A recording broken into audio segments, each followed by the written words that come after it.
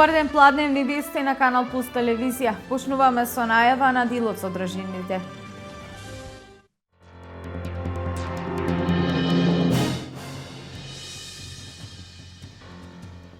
Во Кочани во тек е саемот за вработување, можност за граѓаните да се вработат, а компаниите да обезбедат квалитетен кадар.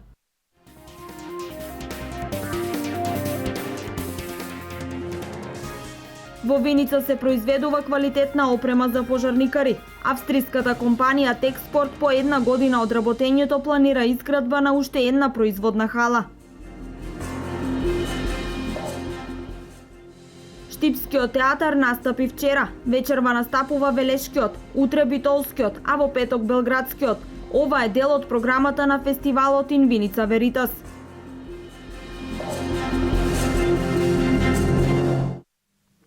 Денес до 14 часот во Кочани се одржува саем за вработување, можност за граѓаните и компаниите да воспостават непосреден контакт и промоција на реалната состојба на пазарот на трудот. Саемот се одржува во спортската сала во училиштето Никола Карев.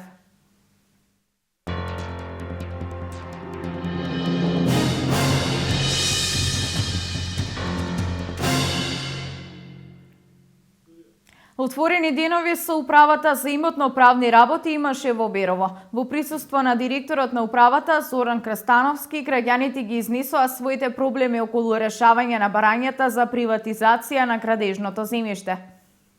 Беровчани и делчевчани своите имотно-правни проблеми ги изнесоа денес пред надлежните служби и директорот на управата за имотно-правни работи на отворените денови, што управата ги спроведува низ општините. Целта на отворените денови е да се согледа начинот на кој што функционираат одделенијата во општините, но и да се слушнат и на побрз експедитивен начин да се решат проблемите на граѓаните. Да решават некои проблеми кои луѓето, кои граѓаните ги тиштат. Неразрешени или паразрешени и се сега замрсуваат. И ние чуваме такви проблеми, не можеме да ги разрешиме. И по судове, и по катастери, и се.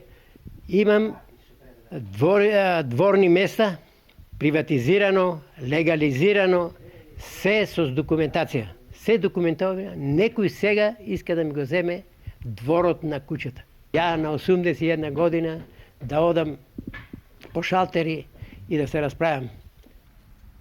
Новите активности што ги спроведува управата за имотно-правни работи е одделенијата кои што се со помал обем на работа и со помалку доставени барања за решавање на имотно-правните проблеми, како што се Делчевското и Беровското одделение, да ги превземаат решенијата од одделенијата со поголем обем на работа. По тој принцип, Беровското одделение за 3 до 4 месеци разрешило околу 120 барања од Струмица и Карпош, барања кои во матичните одделенија чекаат 3 до 4 години.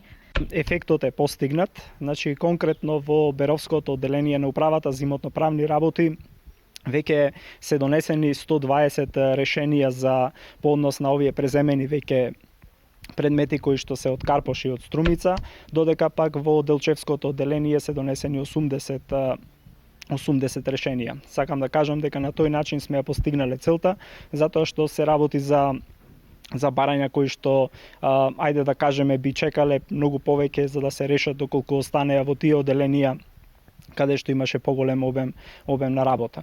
Генерално и учинокот на овие одделенија е на задоволително ниво, така што во Делчевското одделение остануваат да се завршат уште околу 1700 предмети, додека во Беровското одделение уште 2100 предмети. Градоначалникот Наџински задоволен од работата на одделението за имотно-правни работи во Берово и од начинот на кој што се пристапува кон проблемите на граѓаните.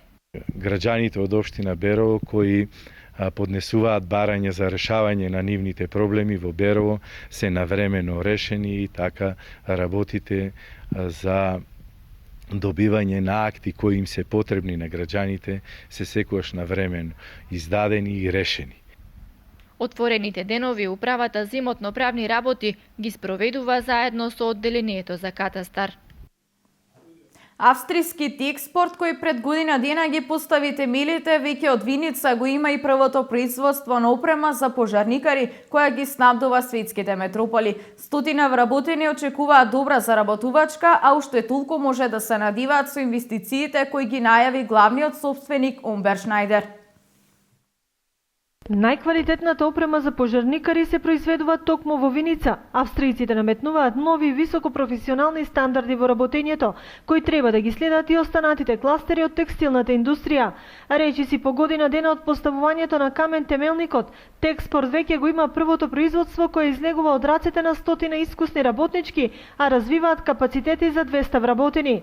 Денес со мини свеченост, менаџерскиот тим и вработените во присуство на представници од локалната самоуправа и локалната бизнис заедница се официализираше и оваа инвестиција, чија вредност е 1,5 милиони евра, но собственикот Умбер Шнајдер најави изградба на уште една производна хала во која, како и во постоечката, приоритет е енергетската ефикасност. Со цел да се придонесе кон поголема заштита на средината, инвестиравме значајна сума во фотонапонски систем. Со тоа останува многу енергија што може да се искористи за осветлување. А исто така, по периодот на отплата на оваа енергија, не мора да плаќаме повеќе ниту денар. Моментално имаме во Пекинг саем, на кој што се изложени нашите артикли, со кои што можеме да добиеме секако и нови наши муштери. Шнајдер особено ја истакна благодарноста за поддршката од локалната самоуправа и градоначалникот Дончев, за кого овие инвестиции се значаен фактор во подобрување на општата економска слика. Овде својата екзистенција ја нашле многу луѓе како од Виница, така и од околните соседни градови.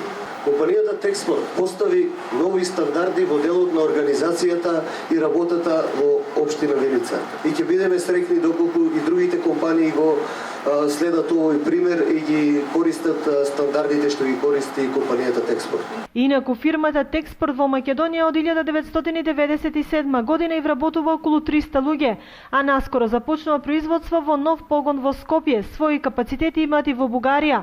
Во Салцбург има вработено 65 луѓе и тука се работи на развојот на производите, продажба, логистика и администрација.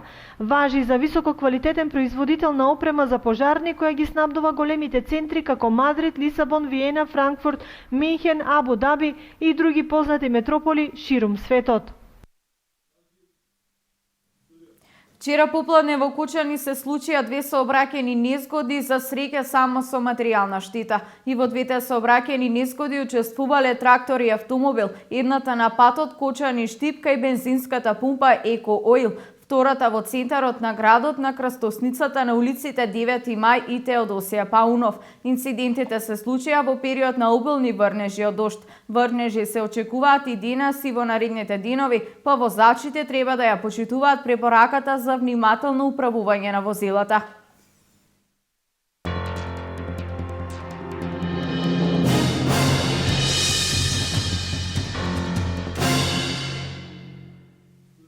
Во Виница во теке фестивалот In Vinica Veritas. Хумористични театарски представи и стендап комедии има секоја вечер. Фестивалот завршува во петок со настап на театарот на Терези од Белград, Србија, со комедијата Чај од Јасмин.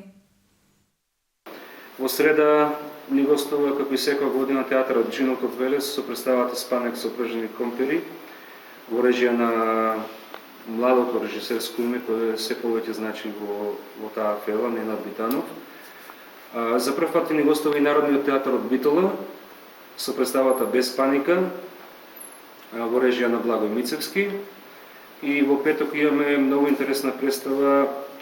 Претходните изданија ги завршувавме со стендап комедија, меѓутоа заради пројавувањето на интерес од самото позориште на Теразијама, тоа е еминентен театар од Белград, кој значи и сега значи во балкански рамки, ако не и најдобриот театар.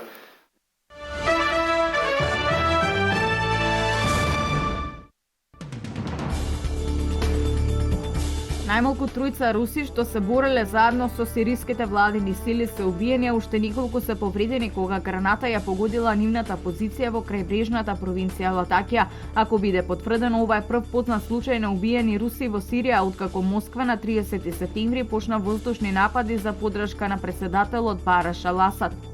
приватната електронска пошта на директорот на ЦИА Џон Бринан ја хакираше еден средношколец. Американските власти ги истражуваат наводите дека тинејџерот влегол во листата на контакти, список на телефонски повици и други документи на првиот човек на разурнувачката агенција. Од ЦИА потврдија дека истрагата е во тек, но не прецизира дали дошло до хакирање и на личниот имејл налог на Бринан. Хакерот на социјалните мрежи тврди дека упаднал и во личната електронска пошта на американскиот секретар за внатрешна безбедност Џеј Џонсон. Додека сите околни држави се оградуваат со бодликава жица, Србија не планира да се оградува со зидови за заштита од мигрантите, изјави вчера српскиот премиер Александар Вуџик. Вуџик призна дека цел час не можел да се соземе откако видел срни приклештени во ограда од бодликава жица. Многу еколози се противат на такви огради кои често гинат и диви животни. Тој изјави дека независно од големиот број легални имигранти кои преминуваат преку земјата, српските власти ниту еднаш не употребиле сила против нив со солзавет, што според него ја покажува нивната човечност, трпеливост и солидарност.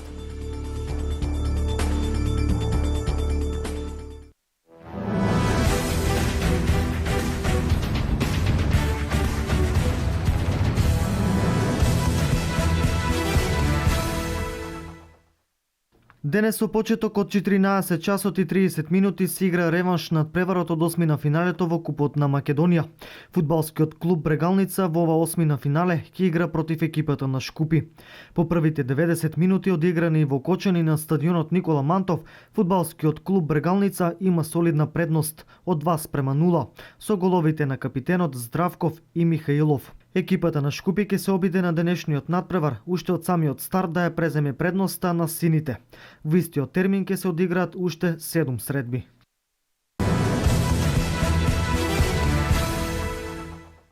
Новиот селектор на жолто-црвените Игор Ангеловски оствари средба со струмичанецот во Дженова и потврди дека напаѓачот кој беше капитен на репрезентацијата ќе му биде на располагање на двете контролни средби на 12 и 17 ноември и во квалификацијскиот циклус за пласма на светското првенство во 2018 година.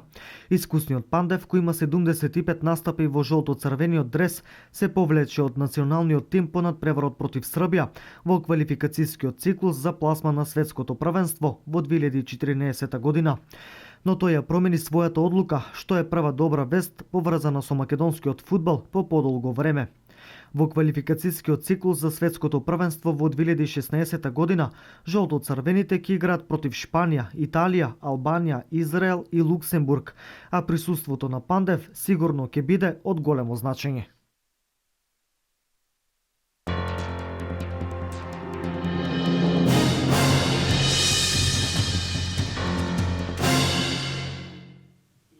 Овде крајот на вестите. За денешните случувања гледајте повеќе во Дневникот во 16:30. Имајте пријатен ден.